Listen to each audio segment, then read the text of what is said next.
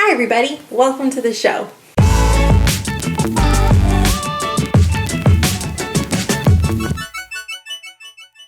Today I'm talking about why we love the library. We love going to the library. It is something that my kids look forward to all the time. It is one of our favorite places to visit, and I know it's a favorite place for a lot of homeschoolers.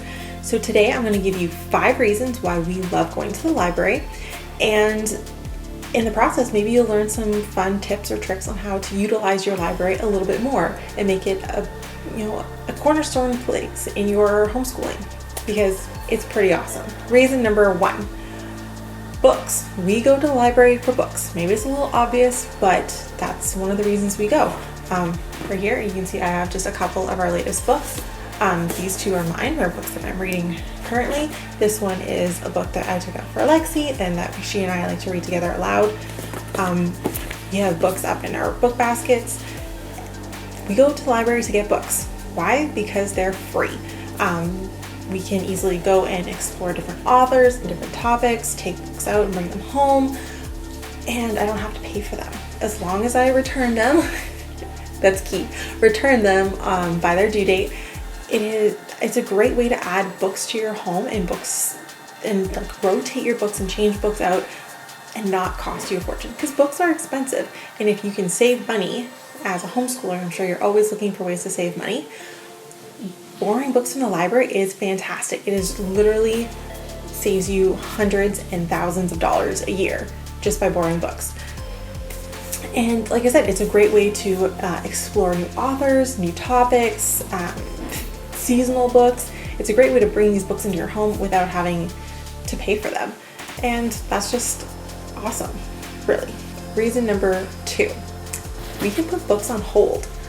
So I don't know if you guys know this, but you can actually request hold on books at your library. This is something new that I've only a tool that I've only utilized for the last year or so since becoming a homeschooler. But it's fantastic. I use it for myself, I use it for the kids, and it works out really well for our family.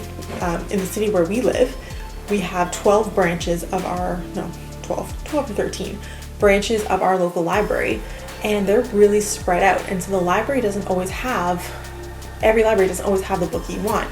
So I can go online, search for a title, and when it comes up, I just click the hold button online, under my account of course, and then it puts it on hold and delivers it right down to the library down the street, usually within a week.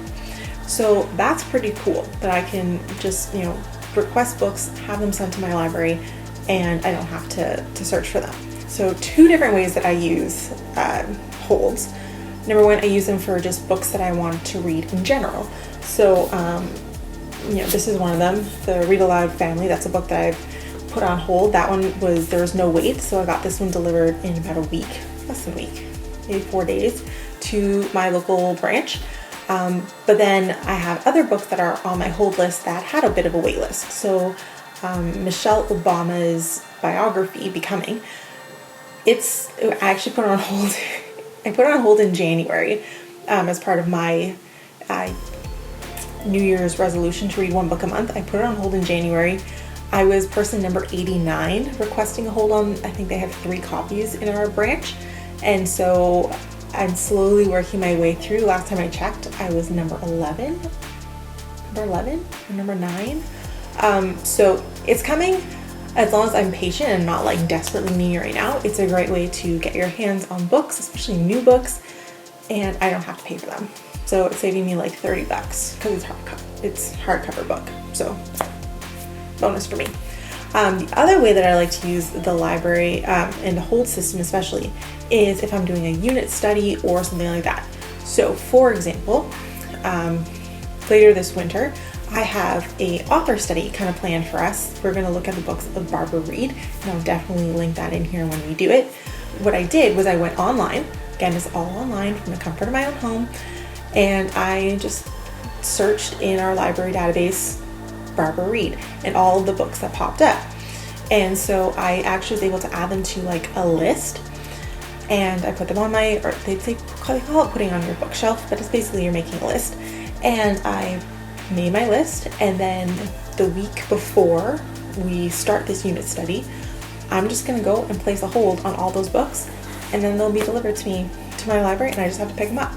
So it's a great way to kind of collect a large group of books on a certain topic, and you don't actually have to run around and look for them or just see what's in the shelves. You just search it and boom, you have them delivered to your local library, and you just go to the front, show them your card, and they just bring you a big stack of books and all the work is done. So I think holds are great. I use them all the time, and if you don't use holds, you should.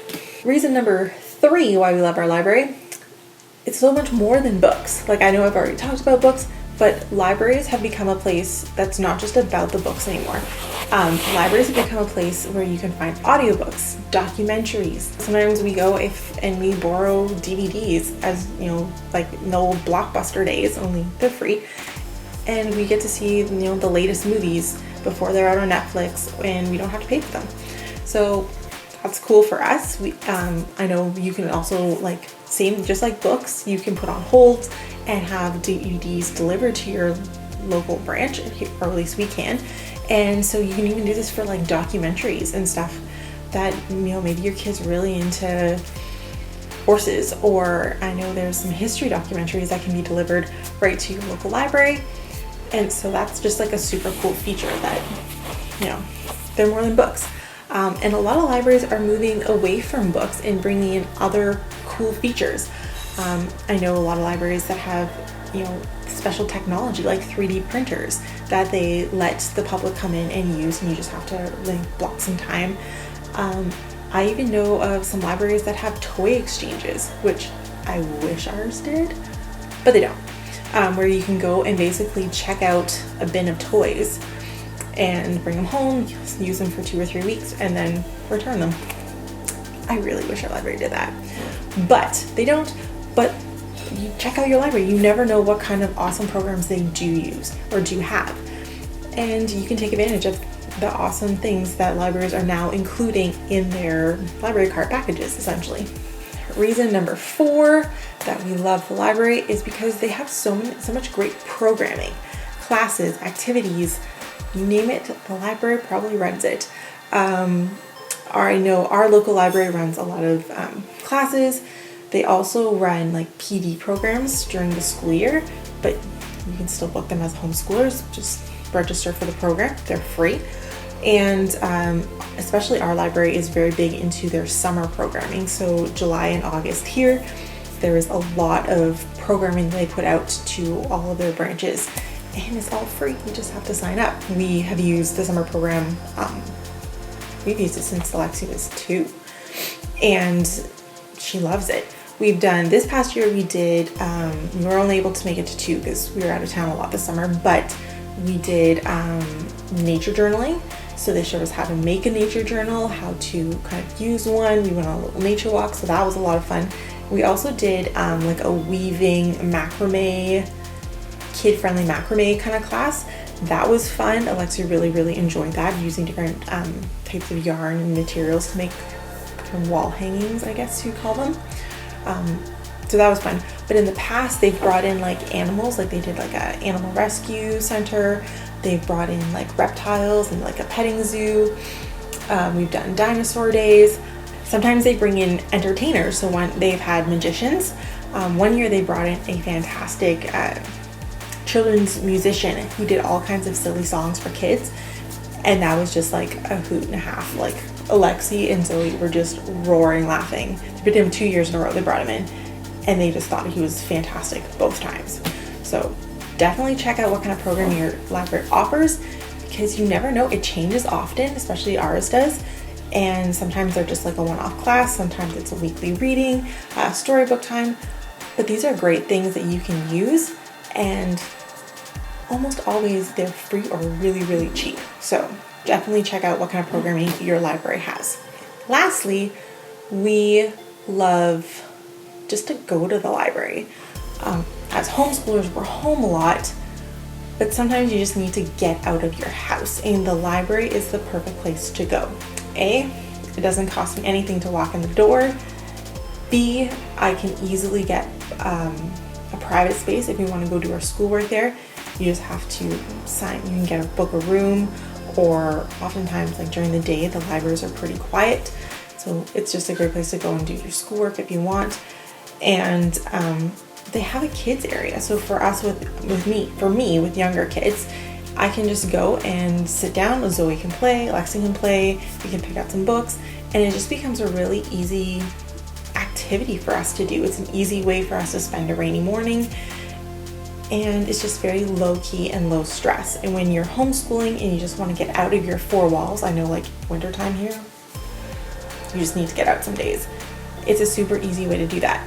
And if we don't want to visit our own library, you can always visit another branch, and that's not a big deal. It's, again, free, easy, and very convenient. So that is just it's just like a great benefit of having a local library. So definitely make sure you support your local library. These are 5 reasons why we love the library. I hope you guys love the library too. And if maybe you guys got some cool tips from this, if you have any tips for using your library, we'd love to hear them. And if you're looking for some books to check out, we're definitely gonna leave a link to some of our favorite books.